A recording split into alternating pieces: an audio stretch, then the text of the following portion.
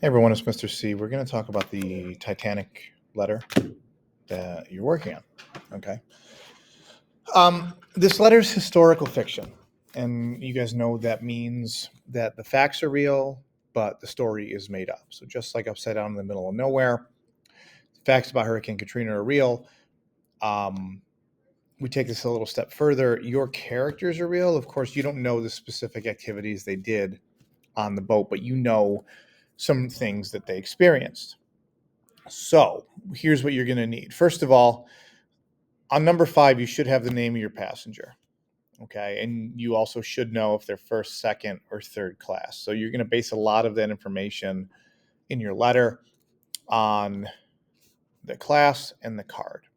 All right, so let's just do the first one that pops up here. John Jacob Astor. He embarked, he started his journey in France. His destination was New York City. His job or occupation was a businessman, hotel owner. He's 47. He's traveling with his wife, his manservant, his maid, his private nurse.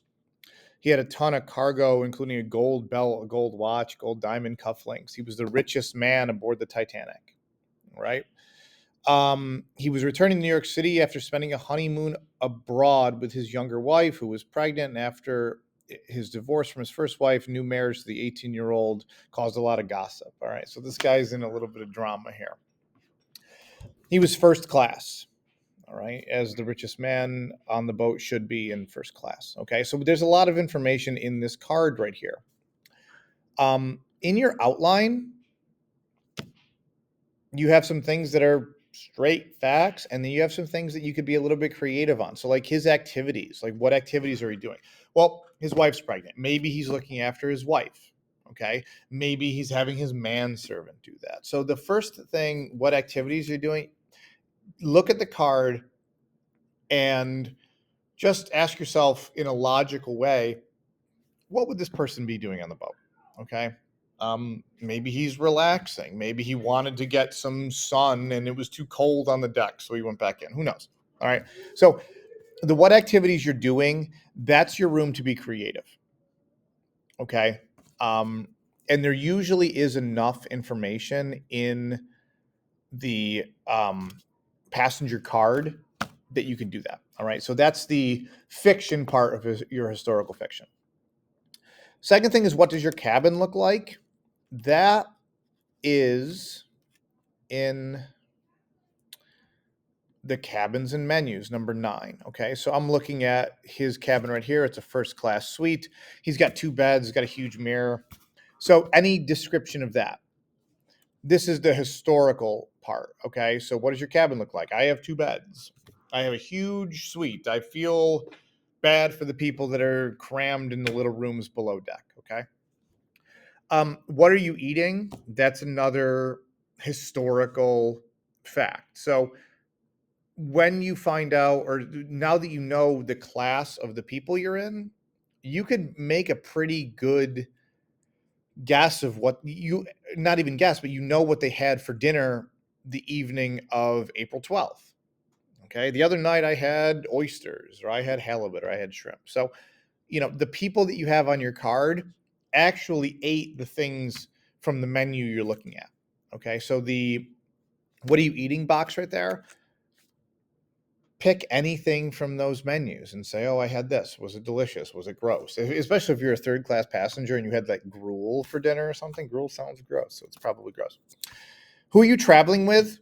That's kind of up to what character you have. I'm going to pause for 1 second. I'm sorry. Sorry.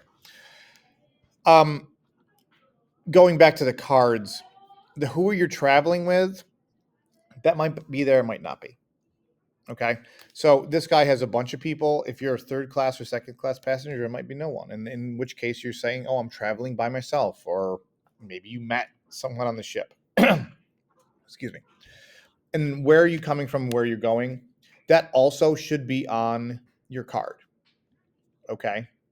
Where you're coming from, I left France on my honeymoon and I'm hoping to return to New York City so I can continue my business. All right. Bottom line is, This outline is half fact and some things that are made up. Okay. You don't know exactly what your passenger did on the boat when they were traveling, but just pick something logical. Okay. You know enough about the Titanic now where you can speak intelligently about it just on the facts from class. Okay. Moving on to the letter.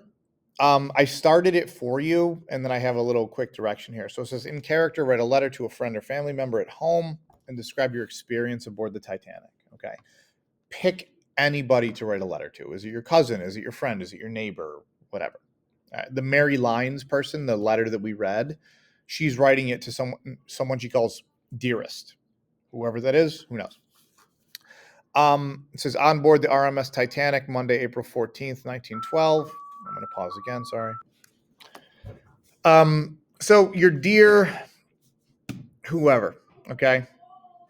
And then you're just going to use the facts from your outline. So you're just kind of telling a story and you're sprinkling in the facts that you pulled from the passenger profile and the menus and the cabin pictures, okay? So these could really go in any order. I know I ordered them on here, but it doesn't make a difference in your letter as long as it's logical and it makes sense. That's what we're looking for, okay? The passenger name, obviously when you finish a letter you sign it, so you're going to sign it like, sincerely John Jacob Astor or whatever character name you have. So just make sure that your name ends up in the letter somehow. Same thing with class. So maybe this guy could start his letter like, dearest, Sally, I'm traveling first class on a new ship called the Titanic. All right.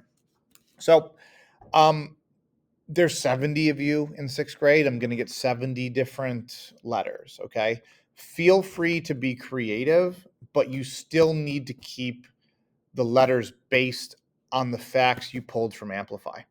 All right. The facts from the passenger profile, the facts from the menu, and the facts from the cabin. Okay. If it's too wild, it just won't make sense. All right. So have a little fun with this, but make sure that you base it in reality.